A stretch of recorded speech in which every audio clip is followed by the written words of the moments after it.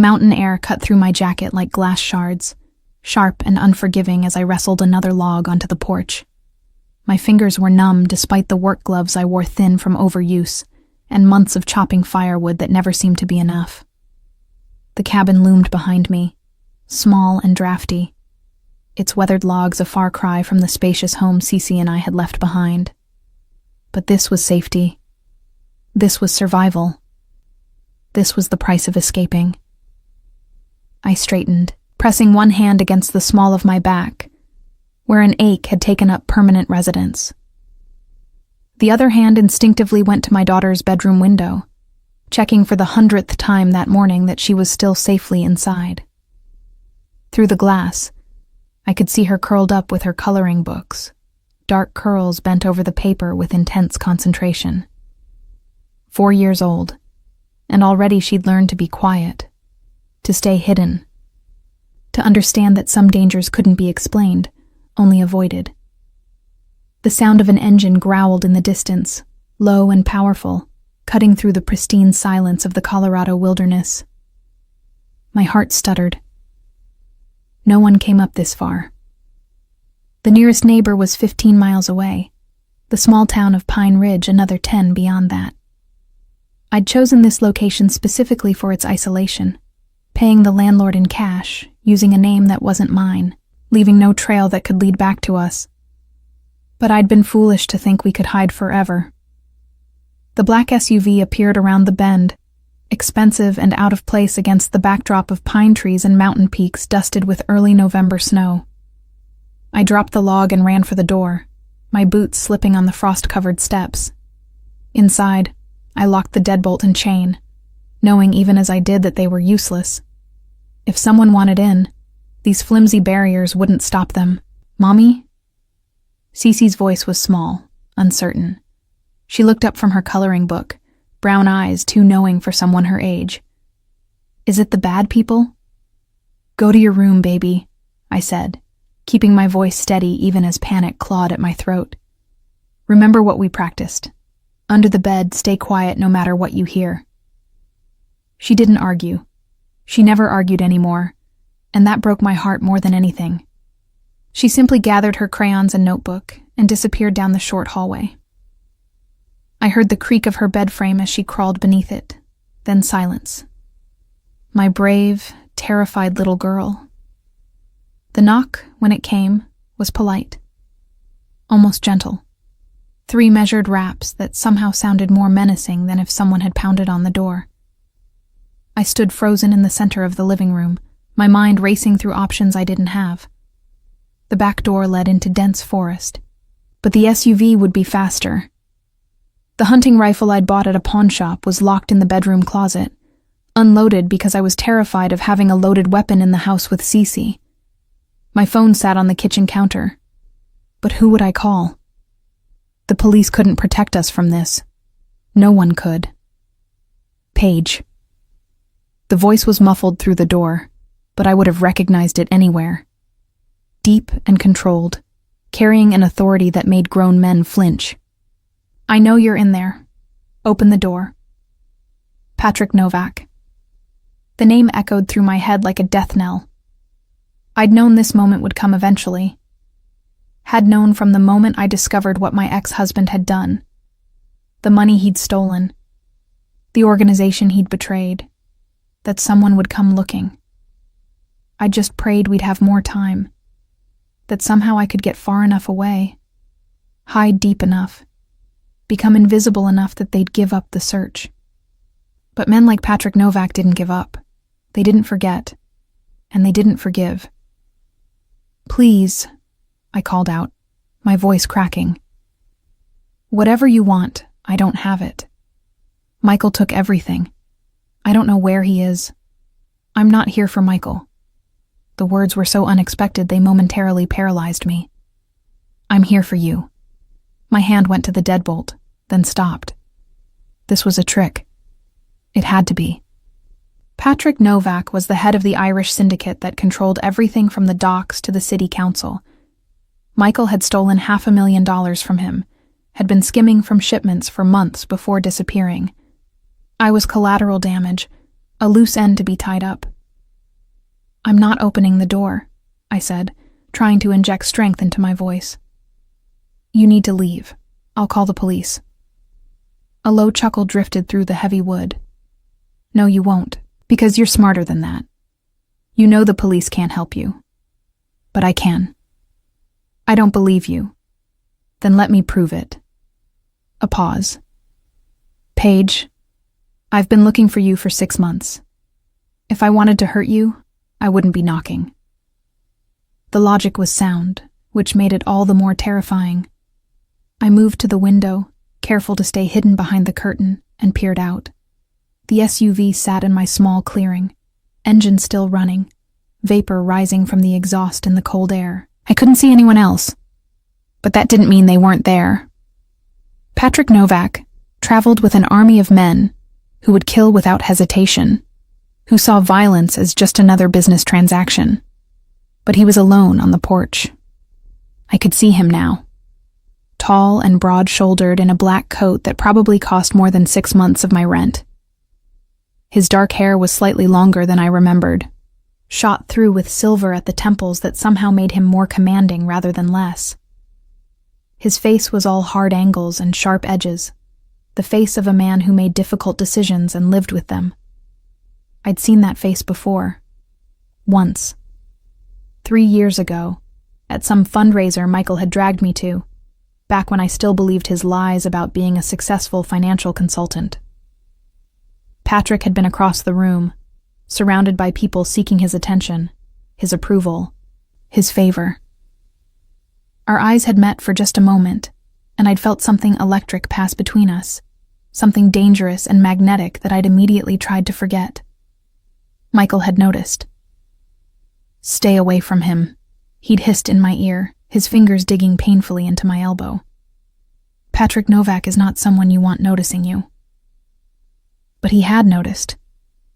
I'd felt his gaze on me throughout the evening, heavy and intent, even as I'd avoided looking in his direction. And when we'd left, I'd glanced back to find him watching from the doorway, his expression unreadable.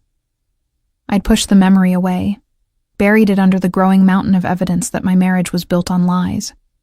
But now he was here, at my door, claiming to want to help rather than hurt. I'm going to open the door, I called out, my hand trembling as I reached for the deadbolt. But if you try anything, if you make one move toward me or my daughter, I won't. His voice was calm, absolutely certain. You have my word. A Mafia boss's word should have meant nothing. But something in his tone made me believe him, or perhaps I simply had no other choice. I slid the chain free, turned the deadbolt, and pulled open the door. The cold rushed in, but it was nothing compared to the intensity of Patrick Novak's gaze as it locked on mine. He was bigger than I remembered, or perhaps the small doorway made him seem larger, more imposing. His gray eyes swept over me, taking in my worn jeans and oversized flannel shirt, my hair pulled back in a messy ponytail, my face free of makeup and lined with exhaustion. You look like hell, he said bluntly. Thanks, I replied, not moving from the doorway. You look like someone who's about to threaten me. I'm not. He raised his hands slowly, showing empty palms. I'm here to offer you a deal. I told you I don't have the money. Michael is dead. The words hit me like a physical blow. Found him 2 months ago in a motel outside Denver. Someone got to him before I did. He paused, studying my face. I'm guessing from your expression you didn't know. I hadn't. Despite everything, despite the theft and the lies and the danger he'd put us in, Michael had been Cece's father. The news of his death should have brought relief. Instead, I felt only a hollow emptiness. The final closing of a door I'd already known was sealed. What do you want then? I asked, wrapping my arms around myself against the cold and against the fear crawling up my spine. If not the money, then what? Patrick took a step forward, stopping when I flinched back. I want you to listen. Really listen. because what I'm about to tell you will sound insane, but it's the truth." He drew a breath, his expression shifting into something I couldn't quite read. "Your ex-husband stole from me, yes, but that's not why I've been looking for you." "Then why?" "Because I can't stop thinking about you." The admission was stark, brutal in its honesty. "Haven't been able to since the night I saw you at that fundraiser. Michael knew it. That's why he stole the money. That's why he ran. He was trying to keep you away from me." The world tilted slightly. "That's insane." "Is it?" Patrick's gaze held mine, intense and unwavering. "Think about it, Paige. Why would a mid-level accountant suddenly steal $500,000 and disappear? Why take you and your daughter and run instead of just vanishing on his own?" His voice lowered. "He knew I'd seen you. Knew I'd wanted you from that first moment. So he took you somewhere I couldn't find you." "You're telling me my ex-husband destroyed our lives because you looked at me at a party?" My voice rose, anger cutting through the fear. "That's the most narcissistic thing I've ever heard. I didn't just look at you." Patrick's jaw tightened. "I made inquiries, discreet ones. But Michael had connections. People who told him the head of the Novak organization was asking about his wife. To a man like him, paranoid and ambitious, that was a death sentence. So he ran, and he made sure to take you with him." I wanted to call him a liar, to slam the door in his face and pretend this conversation had never happened. But the pieces fit too perfectly. Michael's sudden panic, his insistence on leaving the city immediately, the way he'd looked over his shoulder constantly during our final months together. The strange comment he'd made once, drunk and angry. "You're going to destroy us both, you know that? Just by existing." "Even if that's true," I said, forcing the words past the tightness in my throat. "What difference does it make now? Michael's dead. The money's gone. There's no reason for you to be here." "There's every reason." Patrick's voice dropped to something almost gentle, which somehow made it more frightening. "You're not safe, Paige. Michael wasn't the only one who stole from me. He was working with others, and they're still out there. They know about you, know about your daughter. They think you have information, leverage. It's only a matter of time before they come looking. Then I'll run again." Even as I said it, I knew how hollow it sounded. "We'll disappear somewhere you can't find us. If I found you, they can find you." He took another step forward, close enough now that I could see the gray-blue flecks in his eyes, smell the expensive cologne that probably cost more than my monthly rent. "But I can protect you. I can keep you and your daughter safe from everyone, including me, if that's what you want." "What's the catch?" My voice was barely a whisper. "Men like you don't do anything without a price." "The price," Patrick said slowly, "is that you give me a chance. Let me prove that what I feel for you isn't some obsession or game. Let me show you that I can be more than what you think I am. For you and for your daughter." "You're insane," I breathed, even as something traitorous stirred in my chest. "You don't even know me. I know you're brave enough to run when you're terrified, smart enough to hide where no one should have found you, strong enough to raise a child alone in impossible circumstances." His hand rose and I tensed, but he only touched the door frame, his fingers white-knuckled against the wood. "I know you're everything I never knew I wanted, and I know that if you give me a chance, I'll spend the rest of my life making sure you never regret it." Behind me, I heard the smallest sound, a floorboard creaking. Cece, probably unable to resist peeking out to see what was happening. Patrick's gaze shifted past me, and I saw something extraordinary happen. His expression, so intense and focused on me, softened completely when he spotted my daughter. "Hello," he said gently, as if greeting a frightened animal. "You must be Cece."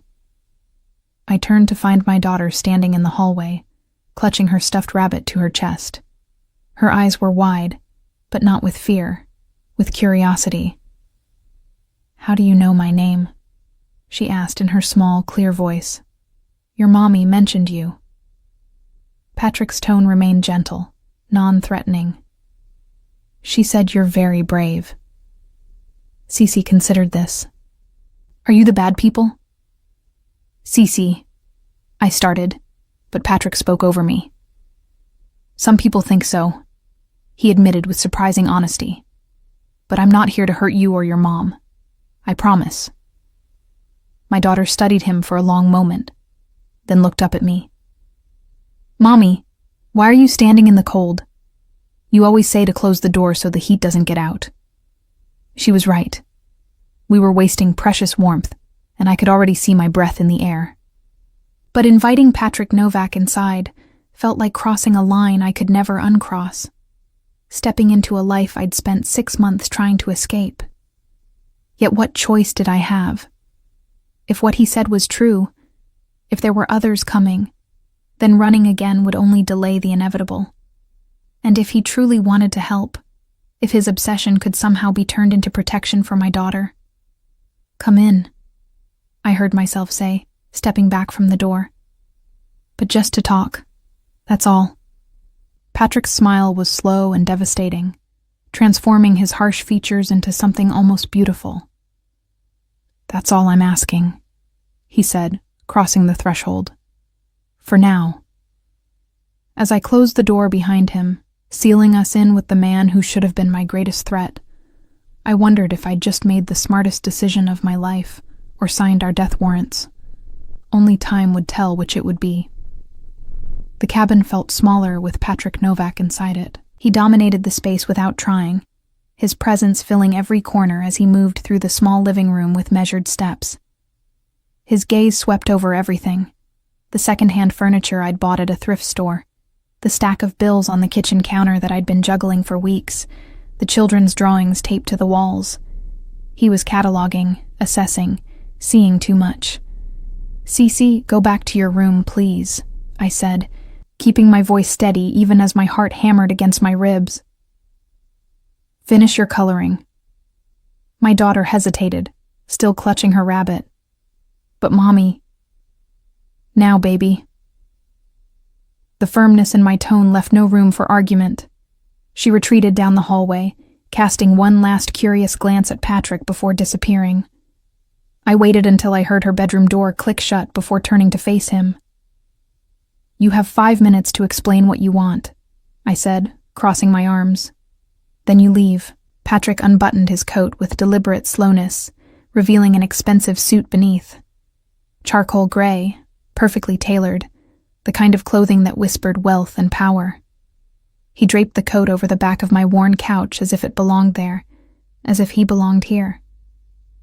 I told you what I want. His gray eyes locked on mine. You, safe, protected, in my life. That's not an explanation. That's a demand wrapped in pretty words. I moved to put the kitchen counter between us, needing the physical barrier. You said Michael stole from you because he knew you'd seen me. Fine. That's his paranoia and his problem. But you're acting like I'm some kind of possession he took and you're here to reclaim. Is that what you think? Patrick's voice was dangerously soft. That I see you as property? What else am I supposed to think? You tracked me across 3 states, found a cabin in the middle of nowhere, and showed up talking about obsession and protection and chances. My hands gripped the counter's edge until my knuckles went white. I don't even know you. You don't know me. This entire situation is insane. You're right. The admission caught me off guard. Patrick moved closer, stopping when he reached the counter but not attempting to come around it. This is insane. I'm not a man who chases women, Paige. I'm not a man who feels much of anything beyond the requirements of business. But then I saw you at that fundraiser, and something shifted. Something I didn't ask for and didn't want. That's not love, I shot back. That's obsession. There's a difference. I never said it was love. His honesty was brutal. Not yet, but it could be. If you'd give it a chance to become something real instead of just this ache that's been eating at me for 3 years. 3 years. I laughed, but there was no humor in it. You've been pining for a woman you exchanged one look with for 3 years? Do you hear how that sounds? Pining isn't the word I'd use. Patrick's jaw tightened. Haunted is more accurate. You were there every time I closed my eyes. Every business meeting, every decision, every moment I should have been focused on something else. There you were. I tried to forget. Told myself it was just attraction. Just wanting something I couldn't have, but it didn't fade. So you decided to what? Follow me? Control me? Force me into your life because you can't control your own feelings? The anger was building now, fueled by 6 months of fear and exhaustion, and the bone-deep terror of being found. I'm not some fantasy you can possess, Patrick. I'm a real person with a child to protect, and the last thing she needs is to be dragged into your world of violence and crime. You think I don't know that? His voice rose for the first time, cracking through the careful control. You think I haven't spent the last 6 months trying to convince myself to let you go? To stop searching and accept that you're better off without me? He ran a hand through his hair, disrupting the perfect styling. But I can't, because every piece of intelligence that crosses my desk, every conversation I overhear, tells me you're in danger. Real danger. And the thought of someone hurting you or your daughter... He cut himself off, his hands clenching into fists on the counter. I could see the war playing out across his face. Control versus emotion, business versus something more primal. What danger? I demanded. You keep saying that, but you haven't explained what you mean. Michael's dead. The money's gone. What threat could possibly still exist? Patrick's expression hardened into something cold and calculating. Michael wasn't working alone. He had partners in his theft, the Volkov organization out of Boston. They fronted him money to skim from my operations, planning to use the information he gathered to move into my territory. He paused, letting that sink in. When Michael ran, he didn't just take my money, he took theirs too. And he took evidence that could expose their entire operation. My stomach dropped. I don't have any evidence. I don't know anything about Michael's business. They don't know that. Patrick's voice was flat, stating facts. They think he gave it to you for safekeeping. They've already sent people to your old apartment, questioned your former neighbors, tracked your sister in Seattle. Jenny? Fear spiked through me. My younger sister who knew nothing about any of this. Did they hurt her? No. I made sure of that. Something flickered in his eyes. I've had people protecting her since I found out the Volkovs were looking. Same with your parents in Florida. Though they don't know it. I couldn't protect people I couldn't find. His gaze bore into me. But now I've found you. The revelation staggered me. He'd been protecting my family. People he'd never met, who meant nothing to him except that they mattered to me. It was the action of someone who cared, or the manipulation of someone who wanted me to think he cared. Why should I believe you? I asked, my voice smaller than I intended. Why should I believe any of this isn't just another way to control me? Because if I wanted to control you, I'd have taken you already. Patrick's bluntness was startling. I have 6 men outside, Paige. I could have broken down that door, could have forced you into the SUV, could have made you disappear into my world without your consent. But I didn't. I knocked. I asked. I'm giving you a choice. Some choice. Accept your protection, or wait for these Volkov people to find me. Yes. No apology in his voice, no softening of the brutal reality. Those are your options. I didn't create this situation. Michael did. But I can end it. I can negotiate with the Volkovs, convince them you don't have what they're looking for, make them understand that coming after you means going to war with me. He leaned forward, his intensity pinning me in place. But I can only do that if you're under my protection. If they know you're mine, they won't touch you. Yours. The word tasted bitter. There it is again. Would you prefer a different word? Patrick's voice dropped to something almost gentle. Under my care? In my keeping? The terminology doesn't change the reality, Paige. You need protection. I'm offering it. Everything else, what might develop between us, whether you ever see me as anything more than a necessary evil, that's secondary. And if I say no, if I take Cece and run again, then I'll let you go. The admission seemed to cost him something. I'll assign protection to follow at a distance, keep the Volkovs off your trail, but I won't force you to stay. That's not what I want from you. What do you want from me? I asked, and this time the question was genuine. Really? Patrick was quiet for a long moment, his eyes searching mine. When he finally spoke, his voice carried a vulnerability I hadn't expected from a man like him. I want you to look at me the way you looked at Michael before you knew what he was. I want to come home to you and your daughter. I want to hear about Cece's day and help with her homework and be the man who makes you feel safe instead of afraid. He drew a breath. I want a chance to be more than what I am, to be better, for you. The confession should have repulsed me. This was a man who made his fortune through illegal enterprises, who commanded an army of criminals, whose very name made people flinch. But there was something in his eyes, a loneliness, a hunger for normalcy that I recognized because I felt it too. I can't make any promises, I said slowly, carefully. I won't lie to Cece about who you are or what you do. And if you ever put her in danger, I won't. The certainty in his voice was absolute. I'll protect her with my life. Both of you. A sound from the hallway made us both turn. Cece stood there again, having crept out of her room with the stealth of a curious child. She looked at Patrick, then at me, her little face serious. Mommy, are we going with the man? How did I answer that? How did I explain to my 4-year-old daughter that we were about to enter the orbit of a Mafia boss because it was the only way to keep her safe? We're talking about it, baby, I said, moving around the counter toward her. It's a big decision. He seems nice. Cece's simple assessment made Patrick's expression shift into something achingly soft. And he has a really big car. Does it have seat warmers? Our car doesn't have seat warmers, and it's really cold in the mornings.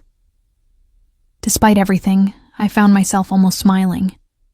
Only my daughter would reduce this impossible situation to a question about vehicle amenities. It does have seat warmers, Patrick said, crouching down to be at Cece's eye level. And a DVD player. Do you like movies? I love movies. Cece's face lit up. Mommy says we can't have a TV right now because we're saving money, but I miss watching Frozen. Do you know Frozen? I don't, Patrick admitted, but I'd like to learn about it. Maybe you could teach me. Cece nodded enthusiastically, already warming to him in that way children did when they sensed genuine interest. I watched the interaction with a mixture of terror and wonder. This man, this dangerous criminal who commanded fear and respect, was being completely disarmed by a 4-year-old with tangled curls and a stuffed rabbit. Cece, go pack your rabbit and your favorite coloring books, I heard myself saying. We're going to go with Mr. Novak for a little while. Really? She bounced on her toes. To the big car? Yes, baby. To the big car. She raced off down the hallway, her footsteps thundering with excitement. I turned back to Patrick, who had risen to his feet, his expression carefully neutral. Thank you, he said quietly. Don't thank me yet. I moved past him to grab my own coat from the hook by the door. I'm agreeing to protection, that's all. The rest of it, whatever you think might happen between us, that's not guaranteed. I know. Patrick's hand caught my arm gently, stopping me. But it's a start. I looked up at him, at this man who had upended my carefully hidden life, and wondered what I was walking into. Safety, he promised. Protection. But at what cost? His thumb brushed across my wrist where my pulse fluttered wildly. I know you're scared. I know you have every reason not to trust me. But I swear on everything I am, Paige, I will never hurt you. And anyone who tries to hurt you or Cece will answer to me. The threat and the promise were woven together so tightly I couldn't separate them. This was who Patrick Novak was. Protector and predator. Savior and sinner. And I was about to let him into our lives. One condition, I said, pulling my arm free. You don't lie to me. Ever. About anything. If you're honest with me, even when the truth is ugly, then maybe we can figure this out. But if I catch you in one lie... You won't, he interrupted. I promise you, Paige, complete honesty, even when it's hard. I nodded, not trusting my voice. From the bedroom, I could hear Cece singing to herself as she packed, blissfully unaware of how completely our lives were about to change. Patrick moved to the window, pulling aside the curtain to look out at the clearing. I need to make some calls. Secure the property, arrange transportation. We'll leave in an hour. Where are we going? My home. Outside the city. Private, secure, large enough that you and Cece can have your own space. He glanced back at me. You'll have freedom within the grounds. This isn't a prison, Paige. It's a sanctuary. A gilded cage, more like. But what choice did I have? As Patrick stepped onto the porch to make his calls, I sank onto the couch and dropped my head into my hands. What had I just agreed to? What was I bringing my daughter into? But even as the questions swirled, I couldn't deny the small, traitorous part of me that felt relief. For 6 months, I'd been running, hiding, constantly afraid. For 6 months, I'd carried the weight of Cece's safety alone. Now, for better or worse, that weight would be shared. I just had to hope I hadn't traded one nightmare for another. The estate was nothing like I'd imagined. I'd pictured something gaudy and excessive, all marble columns and gold fixtures like a movie set. Instead, Patrick's home was a sprawling modern structure of glass and stone, nestled into a hillside overlooking a private lake. Floor-to-ceiling windows captured the late afternoon sun, making the entire house glow with warm light. It was beautiful. It was tasteful. It was terrifying in its perfection. Mommy, look. Cece pressed her face against the SUV window as we pulled through the massive iron gates. It's like a castle. It's very nice, I agreed, my voice tight. The drive from the cabin had taken 2 hours. 2 hours during which Patrick had sat beside me in the back seat, respecting the space I'd wordlessly demanded but never taking his eyes off me for long. Cece had spent the journey watching Frozen on the built-in screen, completely enchanted, occasionally calling Patrick's attention to her favorite scenes. He'd watched with genuine interest, or a masterful impression of it, asking questions that made her giggle and explain the plot with the seriousness of a film scholar. It had been unsettling to watch this man, this criminal, engage so naturally with my daughter, as if he'd been doing it for years rather than hours. The SUV stopped in front of the main entrance, where a woman in her 50s stood waiting. She had kind eyes and silver-streaked hair pulled into a neat bun, wearing slacks and a cardigan that suggested comfort over formality. "This is Margaret," Patrick said as he helped Cece out of the vehicle. "She manages the house and will help you get settled. Anything you need, you ask her." Margaret smiled warmly at Cece, who was staring up at the house with wide eyes. "Welcome, sweetheart. I've prepared a special room for you. Would you like to see it?" Cece looked at me for permission. I nodded, not trusting my voice, and watched as Margaret took my daughter's hand and led her inside, chattering about the surprise she'd find in her new bedroom. "She has a daughter," Patrick said quietly once they'd disappeared. "And grandchildren.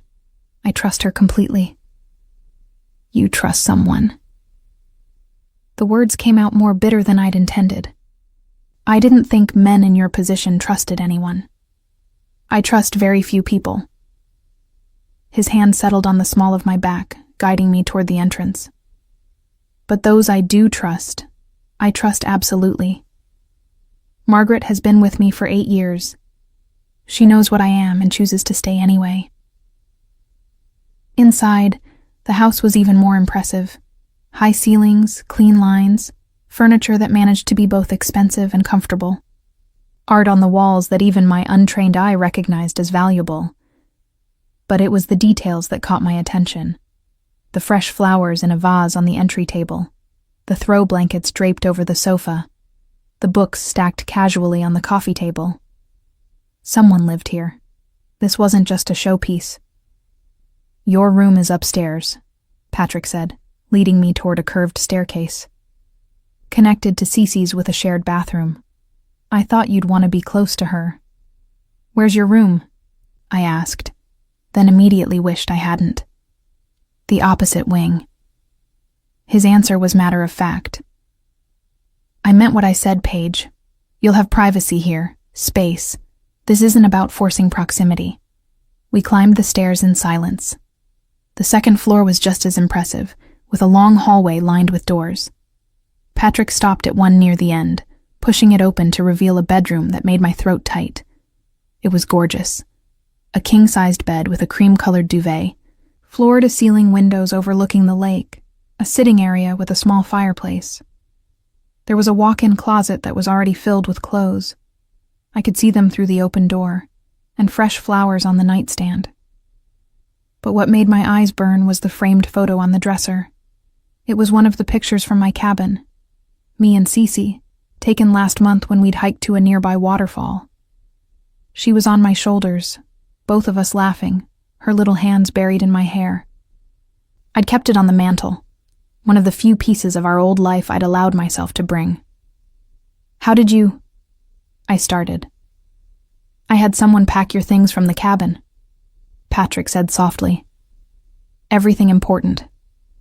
Your clothes, Cece's toys, the photos. They're being brought over now. You had no right." But the anger felt hollow. He'd thought of this, had understood that uprooting us completely would be traumatic, had tried to ease the transition by bringing pieces of our life with us. I know. He didn't apologize, just acknowledged the boundary he'd crossed. "But I wanted you to have something familiar." I moved to the window, needing distance from him and from the overwhelming thoughtfulness of this gesture. Below, I could see Cece running across the lawn with Margaret, chasing after a small dog that had appeared from somewhere. My daughter's laughter drifted up, clear and bright, the first time I'd heard her laugh like that in months. "The dog is Biscuit," Patrick said, coming to stand beside me. "He's technically mine, but he prefers Margaret. I thought Cece might like him." "She will." I watched my daughter stumble and fall, only to pop back up immediately, undeterred. "She's been asking for a pet for 2 years. I kept saying we couldn't afford it, couldn't risk the pet deposit." My voice cracked. "She's 4 years old and already she understands we can't have things because we don't have money." She won't have to understand that anymore. Patrick's reflection in the glass was serious, intent. "Not here. Not with me." I turned to face him, needing to say what had been building since we'd left the cabin. "I need to understand something. You say you've been obsessed with me for 3 years. You say you want a chance. But what does that actually mean, Patrick? What are you expecting from me? Right now?" He considered the question carefully. "Nothing. You're here because you need protection. That's the priority. Everything else can wait." "But it can't wait forever," I pressed. "Eventually you're going to want something in return for this, for the safety, the house, the life you're offering. Men like you don't give without expecting to receive." His jaw tightened. "You think I'm going to demand sex in exchange for protection? Is that what you're asking?" I'm asking what the end game is. I crossed my arms, armor against the vulnerability of this conversation. You want me to give you a chance. A chance at what? A relationship? Marriage? What's the goal here? Patrick was quiet for a long moment, his gray eyes searching mine. When he spoke, his voice carried a weight that made the words feel like a vow. I want you to love me. Eventually. Not now. Not forced. Not because you feel obligated. But someday, I want you to look at me and feel something real. Something that isn't fear or gratitude or resignation. He paused. And I want to be the father Cece deserves. The one who shows up, who protects her, who makes her feel safe and valued. The one Michael never was. The honesty staggered me. This was more than obsession. This was a blueprint for a life, detailed and specific and completely insane. You can't just decide to be a father, I said, my voice shaking. It doesn't work like that. You don't know her. You don't know what she needs. Then teach me. The simplicity of the statement cut through all my defenses. I don't know how to be what you need, Paige. I don't know how to do any of this in a normal way, but I'm willing to learn. I'm willing to fail and try again. I'm willing to be patient for as long as it takes. Why? The question burst out of me, raw and desperate. Why me? You could have anyone. Beautiful women, sophisticated women, women who already know your world and wouldn't need protection. Why fixate on someone you barely know? Because when I saw you at that fundraiser, you were the only real thing in a room full of people pretending to be something they weren't. Patrick's intensity pinned me in place. You were uncomfortable in that dress, clearly didn't want to be there, kept looking at the door like you were planning an escape. And when Michael grabbed your arm too tight, you didn't flinch or cry or make a scene. You just set your jaw and endured it with this quiet strength that made me want to cross the room and break his hand. The memory surfaced, sharp and unwelcome. That had been one of Michael's bad nights, when the pressure of maintaining his lies had made him cruel. I'd learned to endure those moments, to become small and silent until his mood passed. I went home that night and couldn't stop thinking about you, Patrick continued.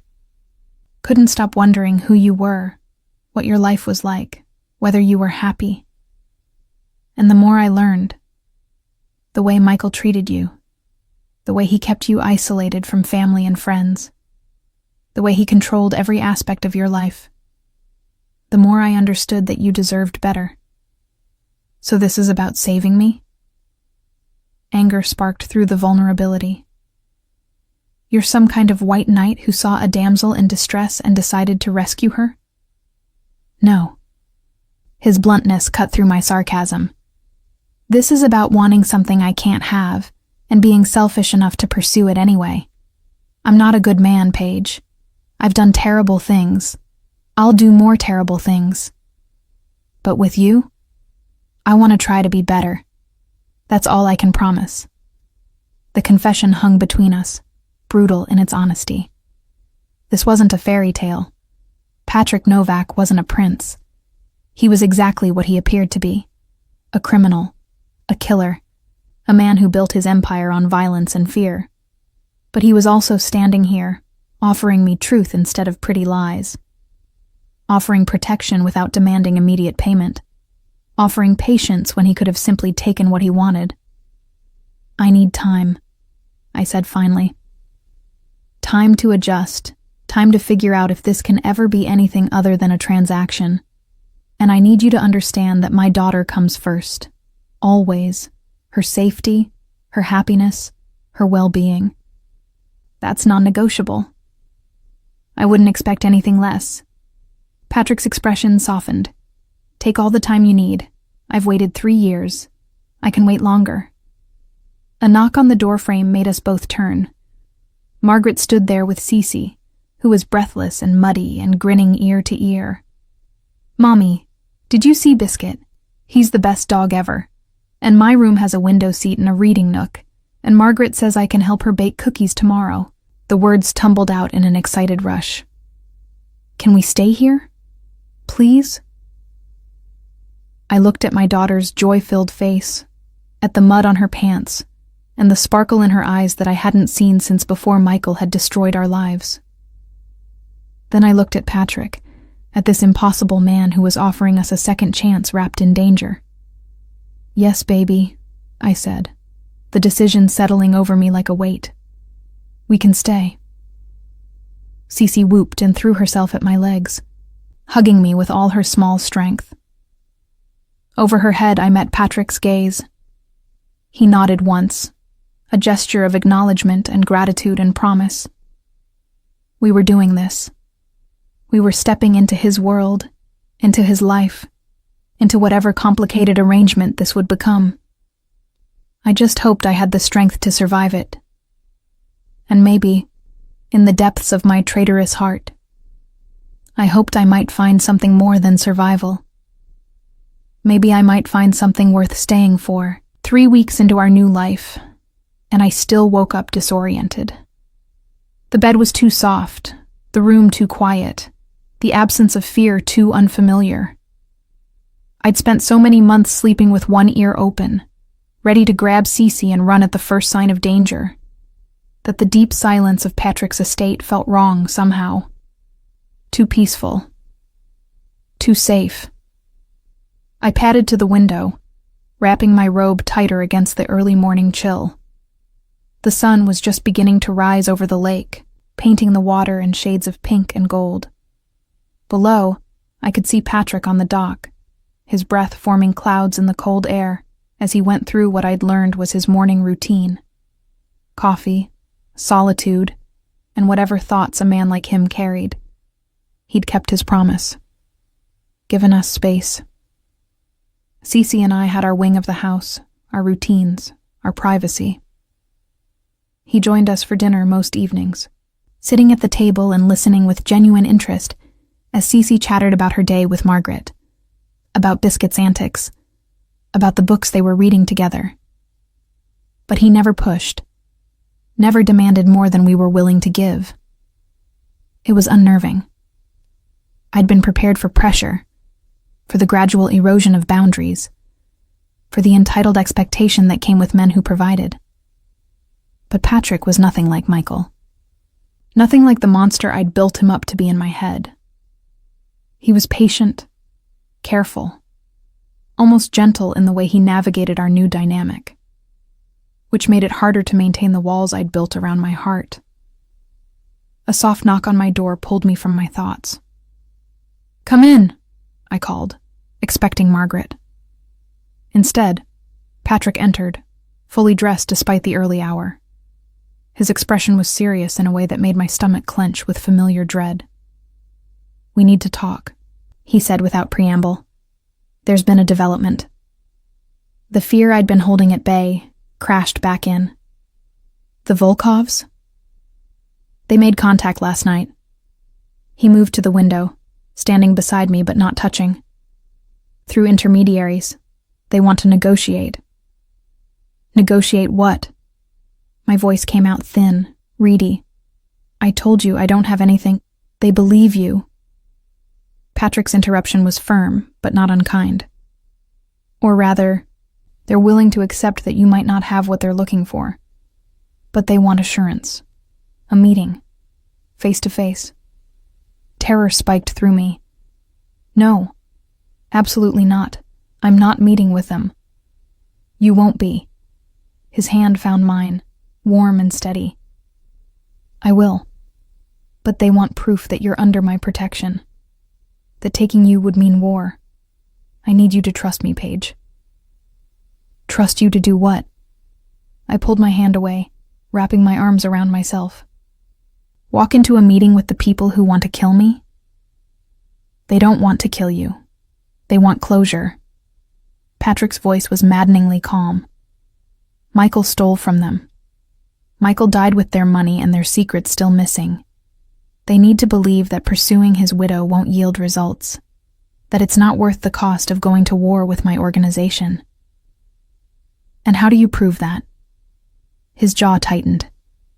By making it clear that you're mine, that Cece is mine, that anyone who threatens my family will face consequences they can't imagine. The possessiveness should have angered me. Instead, it sent a strange thrill down my spine, quickly followed by shame. I shouldn't want this. Shouldn't feel safe in the cage of his protection. But I did. "When is this meeting?" I asked quietly. "Tonight. Neutral ground. Public location. They've agreed to my terms." He turned to face me fully. "I need you to do something for me. Something you might not like." "What?" "Come with me. Not to the meeting," he added quickly when I started to protest, "but to dinner beforehand. At Marcello's downtown.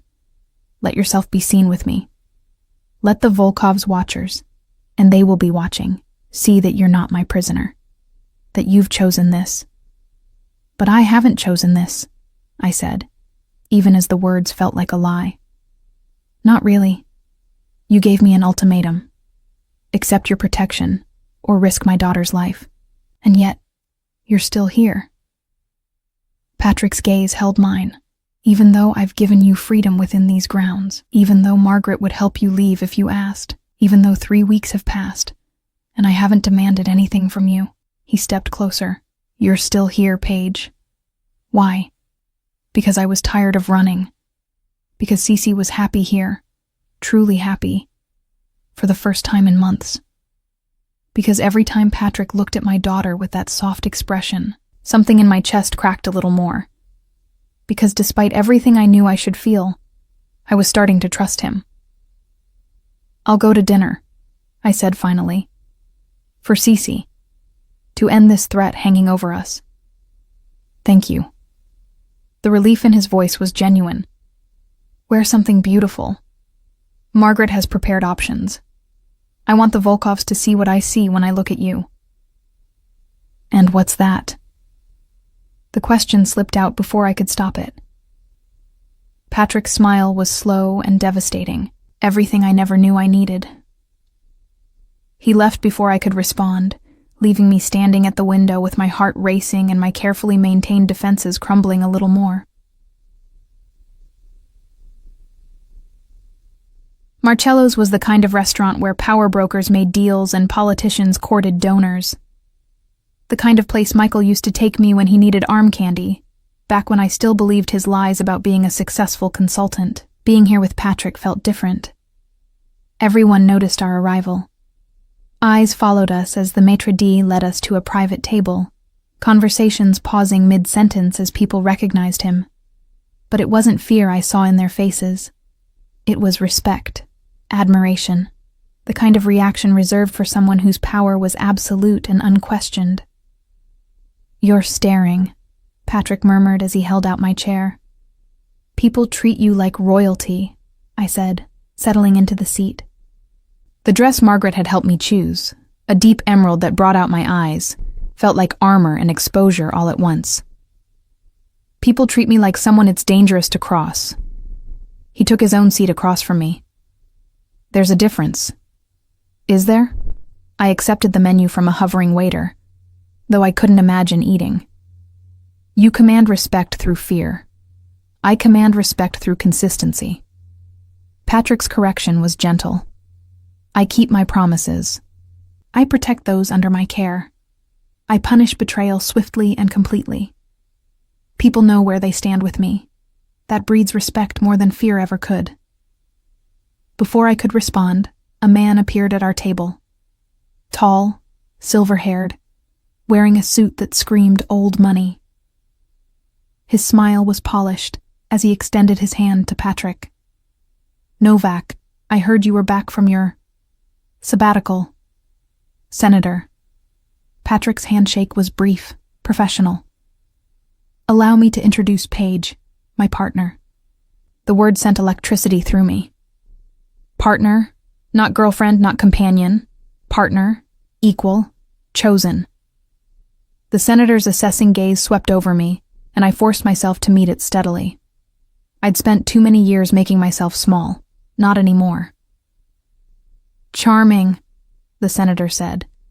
though his tone suggested he found me anything but. I wasn't aware you were in a relationship, Patrick. I'm a private man. Patrick's hand found mine on the table, his fingers threading through mine with casual possessiveness. But yes, Paige and I are building something permanent. The declaration should have terrified me.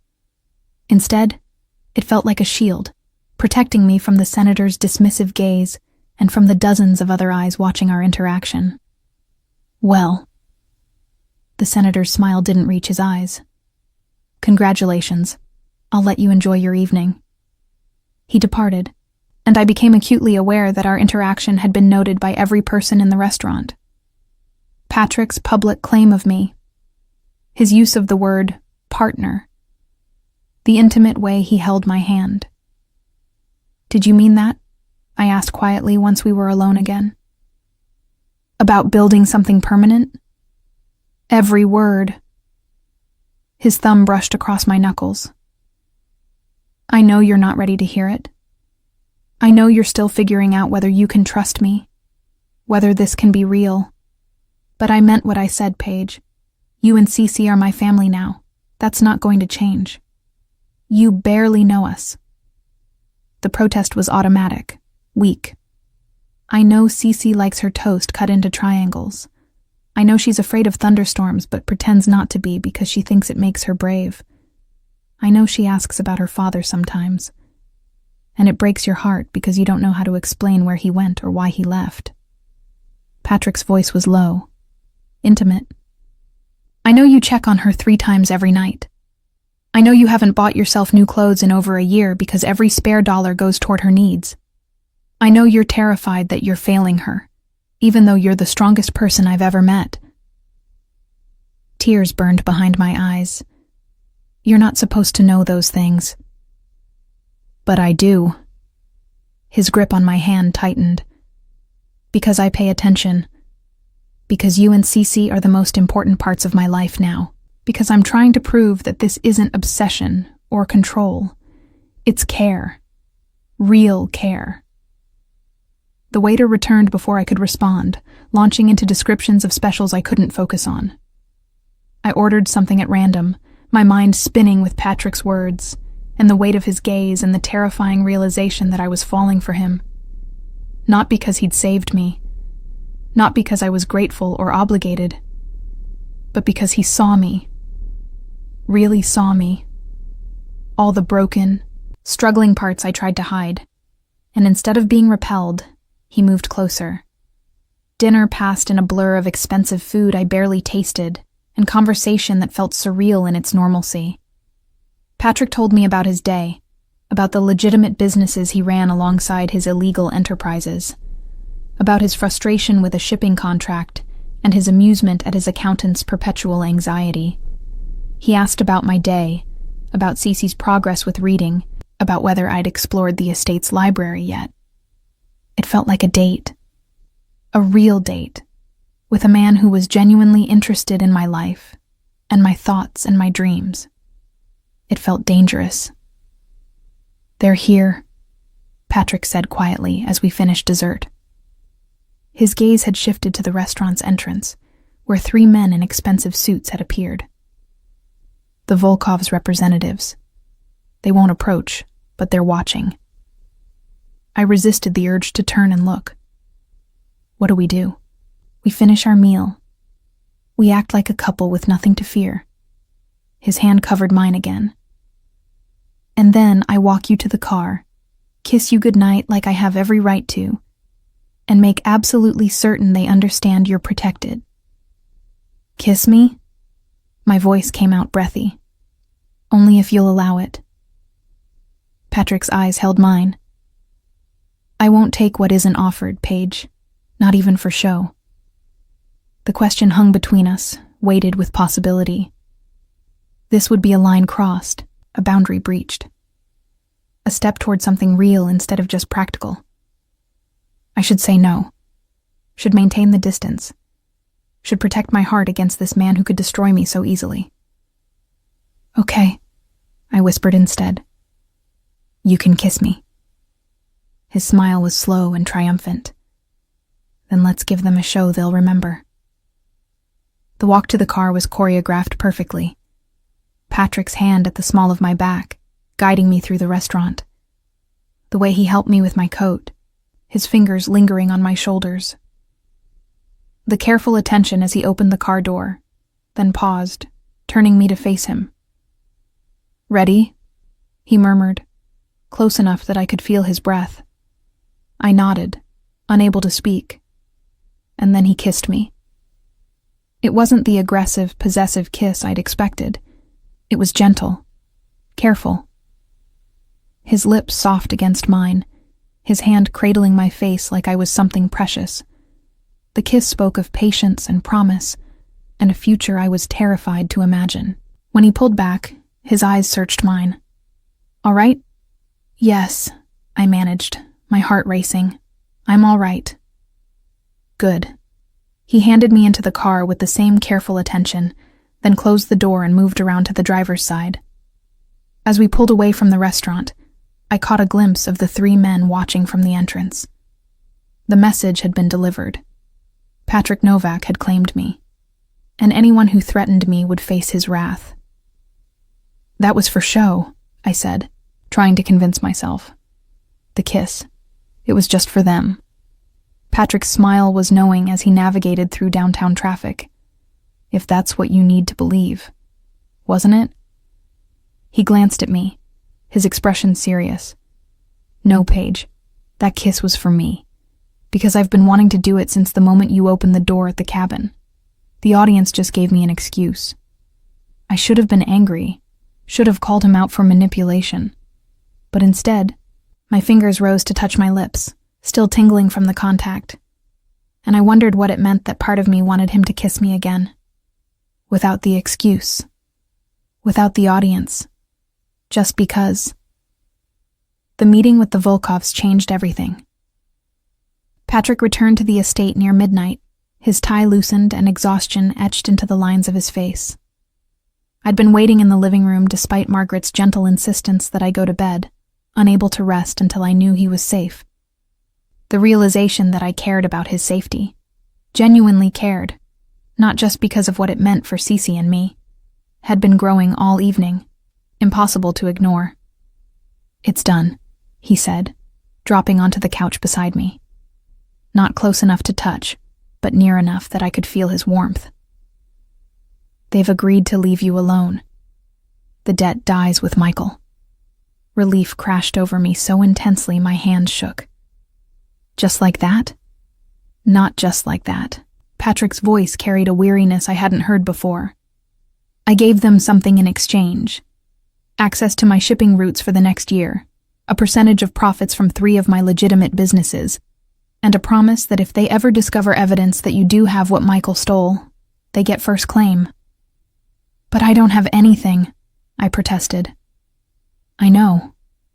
His smile was tired. But the possibility was enough leverage. They walked away believing they got the better deal. "And you're safe. That's what matters." "What did it cost you?" I asked quietly. "Really?" Patrick was silent for a long moment, his gaze fixed on the cold fireplace. When he spoke, his voice carried something raw beneath the control. "About $5 million in revenue, several key advantages in my territory, and the respect of some of my people who think I gave up too much for a woman I barely know." The guilt hit me like a physical blow. "Patrick, don't." He cut me off gently. "Don't apologize. Don't feel guilty. I made this choice with full awareness of the cost, and I'd make it again without hesitation." He turned to look at me, his gray eyes intense in the dim light. "You're worth more than money or territory or respect. You're worth everything." The declaration hung between us, too large and too honest. I should have deflected, made a joke, retreated behind my carefully maintained walls. Instead, I found myself reaching for his hand, threading my fingers through his. "Thank you," I whispered, "for protecting us, for sacrificing so much." His thumb brushed across my knuckles in that gesture I'd come to recognize as his tell, when he was feeling something he didn't know how to express. There's something else. Something I need you to understand about what you're stepping into by staying here. The seriousness in his tone made my stomach clench. What? My world isn't just business negotiations and political connections. There's violence, Paige. Real violence. People die because of decisions I make. I've killed people. With my own hands, not just through orders. He held my gaze steadily, refusing to look away. I need you to understand who I am. What I am. Before this goes any further. I know what you are, I said, though my voice shook slightly. I've known from the beginning. Knowing intellectually is different from seeing it. Patrick's expression was grave. Eventually, you will see it. The aftermath of my decisions, the fear I inspire, the blood on my hands, literal or metaphorical. And I need to know if you can live with that. If you can look at me knowing what I've done and still see someone worth caring about. The question was so vulnerable, so at odds with the powerful man who commanded an empire through fear and force. It revealed the truth I'd been trying to ignore. Patrick Novak was terrified that I would see the monster beneath the man and run. I spent 3 years with Michael, I said slowly, choosing my words carefully. He pretended to be something he wasn't, lied about who he was and what he did, used me and Cece as props in his performance of normalcy. And when his lies caught up to him, he didn't protect us. He ran and left us to face the consequences. I squeezed his hand. You've been honest from the start. You've told me the ugly truth even when a lie would be easier. You've protected us at great cost to yourself. You treat my daughter with more care than her own father ever did. I paused. I'm not naive enough to think you're a good man, Patrick. But I'm beginning to believe you're a good man for us. The tension in his shoulders eased slightly. That's all I can ask for. We sat in comfortable silence for a while, hands linked, both lost in thought. Finally, Patrick spoke again. There's a charity gala next weekend, the mayor's annual fundraiser. I'm expected to attend, and I'd like you to come with me. He hesitated. It would be your formal introduction to my world. Everyone who matters will be there. They'll see you with me and understand what you mean to me. What do I mean to you? The question slipped out before I could stop it. Patrick turned to face me fully, his free hand rising to cup my cheek. You're the future I didn't know I wanted. The family I never thought I deserved. The chance to be something more than just what I've built through violence and fear. His thumb brushed across my cheekbone. You're everything, Paige. And I know it's too soon for you to feel the same way, but I need you to know that's where I stand. Patrick, I started, but he shook his head. You don't have to say anything. Just think about the gala, about whether you're ready for that level of visibility in my world. He stood, pulling me up with him. It's late. You should get some rest. He walked me to the stairs, maintaining the careful distance he'd kept for weeks. But at the bottom step I turned back, seized by an impulse I couldn't quite name. The answer is yes, I said. To the gala. I'll go with you. The smile that broke across his face transformed him completely, erasing the weariness and revealing something younger, almost boyish in its joy. Thank you. And Patrick? I took a step back toward him. That kiss earlier, at the restaurant, it wasn't just for show for me either. Before he could respond, before I could second-guess the confession, I turned and hurried up the stairs. But I felt his gaze on me the entire way, warm and intent and full of promise. Set this over. The week leading up to the gala passed in a blur of preparations. Margaret took me shopping, insisted on the most expensive dress I'd ever worn, a deep sapphire blue that made my skin glow and hugged every curve. and arranged for someone to do my hair and makeup. Cece thought the whole process was hilarious, sitting on my bed and offering commentary as various outfits were modeled. "You look like a princess, Mommy," she declared when I finally showed her the finished look the night of the gala. "Patrick's going to think you're so pretty." "Do you like Patrick?" I asked, sitting beside her on the bed. We'd had variations of this conversation before, but her feelings mattered more than anything. Cece considered the question with her characteristic seriousness. "He's nice to me, and he makes you smile more than you used to. Plus, Biscuit really likes him, and Biscuit is a good judge of people." She leaned against my side. "Are you going to marry him?" The question shouldn't have surprised me. Children were perceptive about these things, but it still made my breath catch. "I don't know, baby. Maybe someday. Would that be okay with you? Will we get to stay here? With the big house and the lake and Margaret's cookies? If we do, yes, we'd stay here." Cece nodded thoughtfully. "Then it's okay. I like it here. I feel safe." She looked up at me with those wide brown eyes. "Don't you feel safe, Mommy?" "Yes, baby," I admitted, the truth of it settling over me. "I do feel safe." A knock interrupted us. Patrick stood in the doorway, and the sight of him in a tuxedo made my mouth go dry. He'd always been handsome, but dressed formally, hair perfectly styled. He was devastating. "Wow," Cece breathed. "You look like a movie star." Patrick's attention was entirely on me, his gaze sweeping from my styled hair to the elegant dress, to the heels that made my legs look longer. "You're beautiful," he said, his voice rough. "Absolutely beautiful." Heat flooded my cheeks. "Thank you. You look very handsome." "Are you going to kiss Mommy again?" Cece asked with a child's complete lack of filter. "Like you did at the restaurant?" Patrick's eyes met mine, questioning. I nodded, just slightly, giving permission. He crossed to me, moving with that careful grace that reminded me he was always in control of his body, always aware of his strength.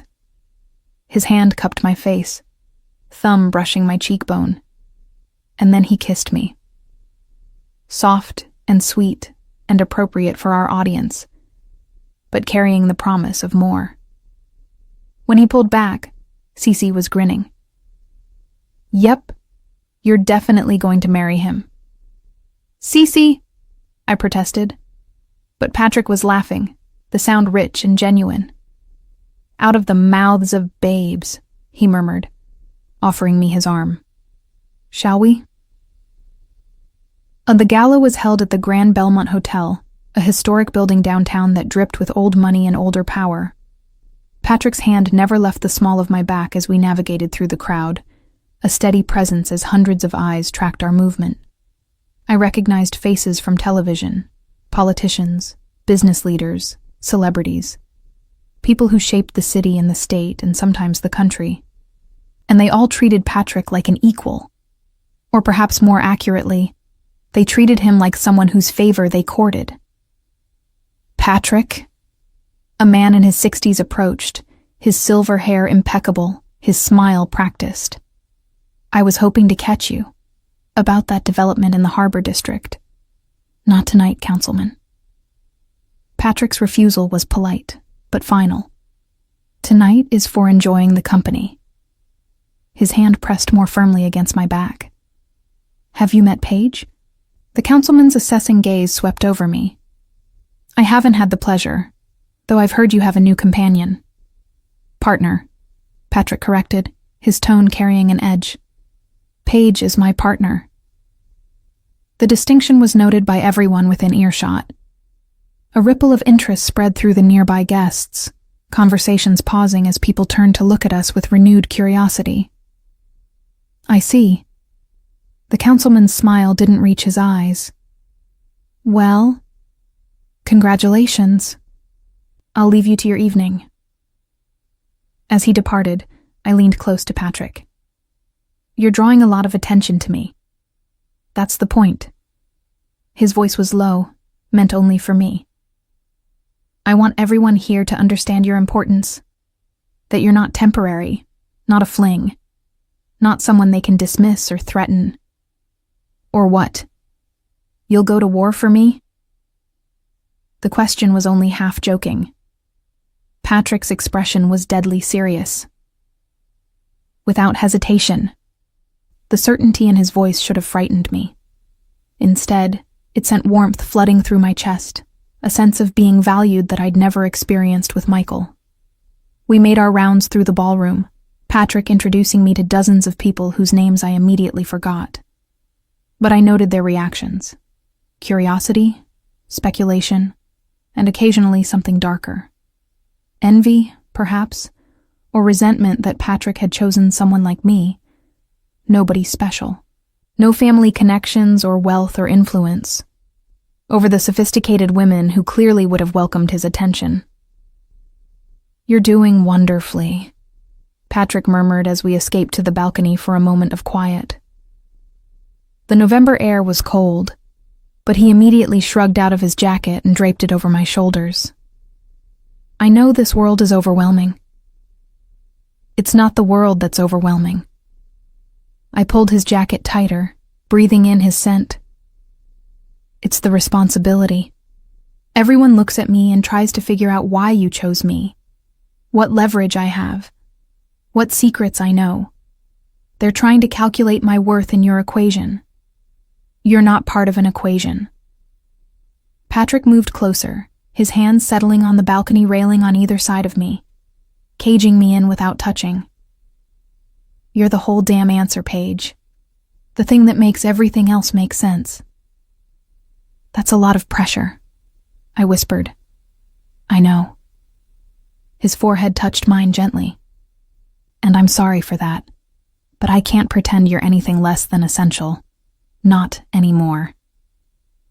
A commotion inside the ballroom drew our attention. Through the glass doors, I could see people clustering around something, voices rising in excitement or alarm. Patrick tensed immediately, his body shifting into a different mode. Alert, dangerous, ready. "Stay here," he ordered, moving toward the doors. "What's happening?" I followed despite his command, my heels clicking on the marble. Inside, the crowd had parted around a woman lying on the floor. She was young, maybe early 20s, her expensive dress torn and blood seeping from a gash on her forehead. Security was already moving to form a perimeter, and I could see the mayor speaking urgently into his phone. But what made my blood run cold was the message spray-painted on the wall above where she'd fallen. "The debt isn't paid, Novak." Patrick's hand found mine, his grip almost painful. "We're leaving. Now." "Me, Patrick, what?" "Now, Paige." The command in his voice left no room for argument. He was already pulling me toward a side exit, his other hand inside his jacket where I knew he kept a gun. We made it to the car without incident, Patrick's security team materializing from nowhere to surround us. Once inside, with the doors locked and the driver speeding away from the hotel, I finally found my voice. "The Volkovs," I said. "They didn't honor the agreement." "Apparently not." Patrick's jaw was tight, fury radiating from every line of his body. Or someone else is playing a different game entirely. "Who was that woman? Is she going to be okay?" "I don't know." His hand was still gripping mine. But the message was clear. Someone wants me to understand that this isn't over. Fear clawed at my throat. "Cece. We need to get back to Cece." "Already handled." Patrick was on his phone, barking orders. "I have a team at the estate. She's safe with Margaret in the secure room. No one gets in or out without my authorization." The drive back felt endless, every second stretching as my imagination conjured terrible scenarios. What if someone had gotten to the estate first? What if Cece was hurt, scared, taken? But when we burst through the front door, Margaret was there with Cece in her arms, both of them unharmed. My daughter looked sleepy and confused, but she lit up when she saw me. Mommy! Why are you back already? Did you dance with Patrick? I took her from Margaret, holding her so tight she squirmed. Everything's fine, baby. We just decided to come home early. Patrick was already on the phone again, pacing like a caged predator. I could only catch fragments of the conversation. Breach of contract, send a message, find out who authorized. His voice was cold, controlled, but I could see the rage beneath. This was the man he'd warned me about, the one capable of terrible things, the one whose decisions ended lives. And I wasn't afraid of him. I was afraid for him. Patrick. I spoke quietly once he'd ended the call. Cece had fallen back asleep in my arms, exhausted by the late night. What are you going to do? What I should have done from the beginning. His expression was hard, merciless. End this permanently. The Volkovs will answer for breaking our agreement. And whoever sent that message tonight will learn why people fear the Novak name. More violence, I said. Not a question. A statement of fact. Yes. He didn't apologize. Didn't soften it. This is who I am, Paige. This is what I do. I protect what's mine with whatever means necessary. I looked down at Cece's sleeping face, then back at Patrick. At this man who had upended my life, who offered protection wrapped in danger, who killed people but treated my daughter like she was precious. Then do what you need to do, I said quietly, but come back to us. Promise me you'll come back. The fury in his expression cracked, revealing something vulnerable beneath. Always, he said. I'll always come back to you. He kissed my forehead, then Cece's, a gesture of tenderness at odds with the violence he was about to unleash. And then he was gone, disappearing into the night with his security team, leaving me holding my daughter and wondering what price we would all pay for the safety he promised.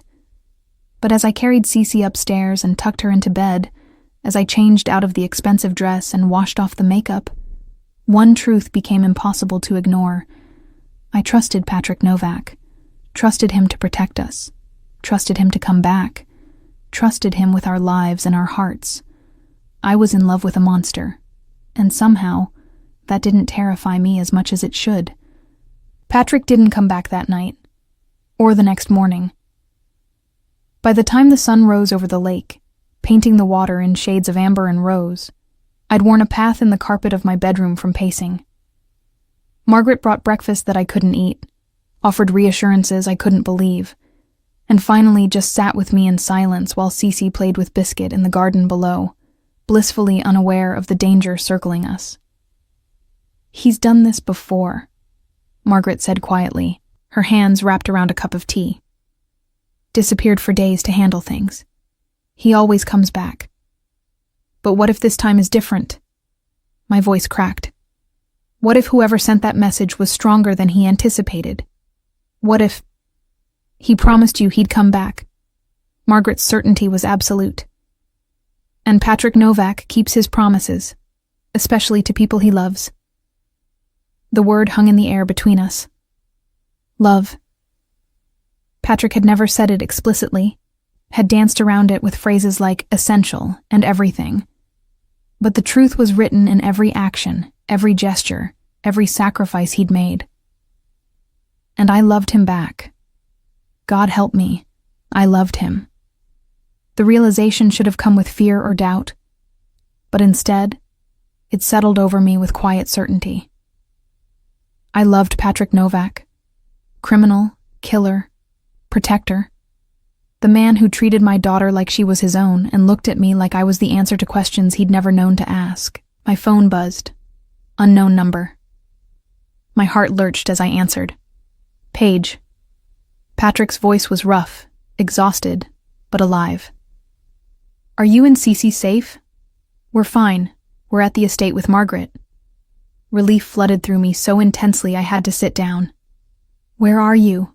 Are you hurt? I'm fine. Finishing up some business. Background noise filtered through. Voices, car doors, the unmistakable sound of orders being given. I need you to listen carefully. The threat has been neutralized, but there's something you need to understand about what that means." My stomach clenched. "What did you do?" "What I had to." No apology in his voice. "The Volkovs won't trouble you again, ever. But the cost of that guarantee is going to be on the news by tonight, and you need to decide if you can live with it. If you can stay with a man who does what I've done. Tell me." My voice was steady despite the fear crawling up my spine. "Don't protect me from the truth. Tell me what you did." A long pause. Then, "3 of the Volkov lieutenants are dead. The one who ordered the message at the gala will never walk again, and their boss signed over territory and a blood oath promising that you and Cece are untouchable. Forever." I should have been horrified. Should have recoiled from the violence, the casual destruction of lives. But all I could think was, he did this for us. He waged war and won to keep us safe. "Come home," I said quietly. "Come home to us, Patrick." Another pause, longer this time. When he spoke, his voice was rough with emotion. "You're sure? You understand what I am now? Really understand?" "I understand that you're a man who keeps his promises, who protects his family with everything he has, who showed my daughter more love in 3 weeks than her father did in 4 years. I drew a breath. "Come home. We'll figure out the rest together." "I'll be there in an hour." Relief flooded his voice. "Paige, thank you. For not running. For staying."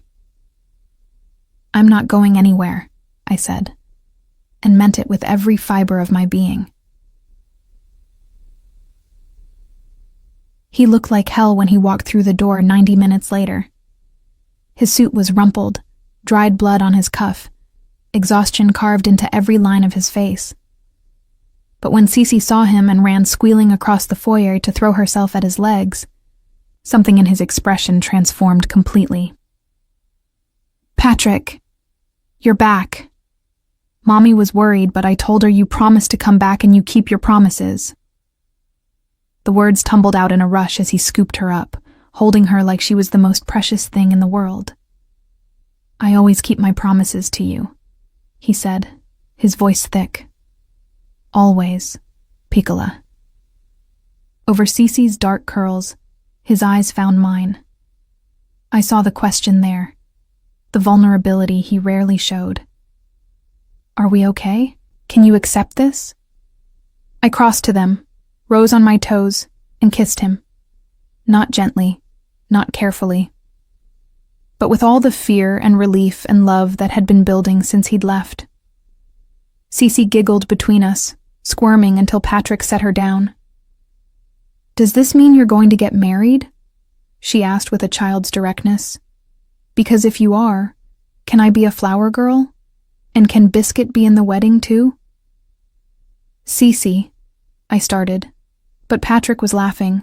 "Give me time to ask your mother properly first," he said, ruffling her hair. "But yes, Piccola, when that happens, you'll absolutely be our flower girl, and we'll figure out something for Biscuit. When, not if." The certainty in his voice made my heart race. "Go find Margaret," I told Cece. "I think she was baking something special for when Patrick got home." She raced off, leaving us alone in the foyer. Patrick immediately pulled me into his arms, his face buried in my hair. "I'm sorry," he murmured. "For the violence, for leaving, for making you worry. Don't apologize for protecting us." I pulled back to look at him. "But promise me something. Promise that from now on, we face things together. No more disappearing into the night without telling me what you're doing or where you're going. We're partners, right? That means sharing the burden." "Partners," he agreed. "In everything." His hand cupped my face. "I love you, Paige. I should have said it before now. Should have made it clear. But I love you. Everything about you. Your strength, your courage, The way you love Cece with your whole heart. The way you gave me a chance when you had every reason not to. I love you too. The words felt like freedom, like stepping into sunlight after months in shadow. I don't know when it happened. Maybe at the cabin, when you were so gentle with Cece. Maybe at the restaurant when you kissed me. Or maybe I've been falling since that first night at the fundraiser 3 years ago and just didn't know it. Patrick's kiss was different this time. Deeper, more urgent, carrying the weight of everything we'd survived and everything we were promising. When we finally broke apart, both breathless, he rested his forehead against mine. "Marry me," he said. Not a question. A statement of intent. Not today, not next week, but someday soon. Marry me and let me spend the rest of my life proving I'm worthy of you and Cece. Yes. The answer came without hesitation. Yes, Patrick. I'll marry you. 6 months later, I stood in the master bedroom of the estate, our bedroom now, mine and Patrick's, and adjusted the delicate veil Margaret had helped me arrange. The dress was simple, elegant, cream-colored silk that flowed like water, nothing like the elaborate gown Michael had insisted on for our wedding, all lace and beading and traditions I hadn't wanted. This was different. This was choice. "You look beautiful, Mommy." Cece appeared in the doorway, resplendent in her flower girl dress of pale blue, a basket of rose petals clutched in her hands. "Patrick's going to cry when he sees you." "Your new daddy," Margaret corrected gently from behind her. The adoption papers had been finalized last week, Patrick officially becoming Cece's father in the eyes of the law, as he'd been in her heart for months. "My daddy," Cece agreed, testing out the word with a smile. "That sounds nice." It did sound nice. Better than nice. It sounded like family. Like home. Like safety earned and love freely given. The ceremony was small, held in the garden overlooking the lake with only Margaret, a few of Patrick's most trusted people, and my sister Jenny, who'd flown in from Seattle. No politicians or business associates or anyone from Patrick's dangerous world. Just the people who mattered. Patrick stood by the arbor in a charcoal suit, his hands clasped behind his back, his expression carefully controlled. But when I started down the makeshift aisle with Cece at my side, both of us walking together because she'd insisted on giving me away, his control shattered. Tears tracked down his face as he watched us approach. This man who killed without remorse, openly crying at the sight of his family coming to him. "Hi, Daddy," Cece whispered when we reached him, offering her basket of petals. "Don't cry. Happy weddings aren't supposed to be sad." "These are happy tears, Piccola," he managed, crouching to kiss her forehead before standing to face me. "You're both so beautiful." The officiant began speaking, but I barely heard the words. All I could focus on was Patrick's face, the way he looked at me like I'd hung the stars, the way his hand trembled slightly as he slid the ring onto my finger. "I promise to protect you and Cece with everything I am," he said during his vows, his voice rough but steady. "I promise to be honest even when the truth is ugly. I promise to come home to you every night, to be the father she deserves and the partner you need. I promise to love you both for the rest of my life and whatever comes after. I promise to stand beside you," I said when it was my turn. "In the light and the darkness. I promise to trust you even when I'm afraid. I promise to build a life with you that's real and messy and imperfect and ours. I promise to love you exactly as you are. All of you, the good and the difficult, and everything in between." When the officiant pronounced us married, Patrick's kiss was gentle and reverent, conscious of our audience. But the promise in his eyes spoke of later, when we'd be alone, and he could show me properly what this moment meant to him. Cece cheered, throwing rose petals in the air with abandon. Margaret dabbed at her eyes with a handkerchief. Jenny laughed and applauded. And I stood in Patrick's arms, feeling more complete than I'd ever felt in my life. This wasn't a fairy tale. Patrick was still a criminal. His empire was still built on violence and fear. There would be hard days ahead, dangerous moments, times when I'd question the choice I'd made. But he was also the man who treated my daughter like she was made of starlight, who'd gone to war to keep us safe, who looked at me every morning like I was a miracle he couldn't quite believe in. He was mine, and I was his. And we were family. Everything else, we'd figure out together. That night, after the small reception, after Cece had been tucked into bed exhausted from dancing and cake, Patrick led me to our bedroom. He undressed me slowly, reverently, learning the landscape of my body with patient hands. And when he finally made love to me, it was with a tenderness that made me cry. This dangerous man handling me like I was something precious and breakable. "I love you," he whispered against my skin. "My wife, my family, my everything." "I love you," I whispered back, and meant it with my whole heart. Later, wrapped in his arms with moonlight streaming through the windows, I heard Cece's door creak open. Small feet padded down the hallway, then knocked softly on our door. "Come in, Piccola," Patrick called, somehow knowing it was her. She appeared in the doorway, clutching her stuffed rabbit, her curls wild from sleep. "I had a bad dream. Can I sleep with you?" "Always," Patrick said immediately, pulling back the covers. "Come here, little one." She climbed between us, burrowing into the warmth, her presence a reminder of why we'd fought so hard to get here. Patrick's arm came around both of us, protective and sure, and Cece sighed contentedly. "This is nice," she murmured, already drifting back to sleep. "Having a real family." "Yes," I agreed, meeting Patrick's eyes over her head. "It is." We fell asleep like that, the three of us tangled together, imperfect and complicated and exactly right. A family forged from fear and obsession and the terrifying choice to trust when trust seemed impossible. And in the morning, when I woke to Patrick watching me with wonder in his eyes and Cece sprawled between us snoring softly, I knew with absolute certainty that I'd made the right choice.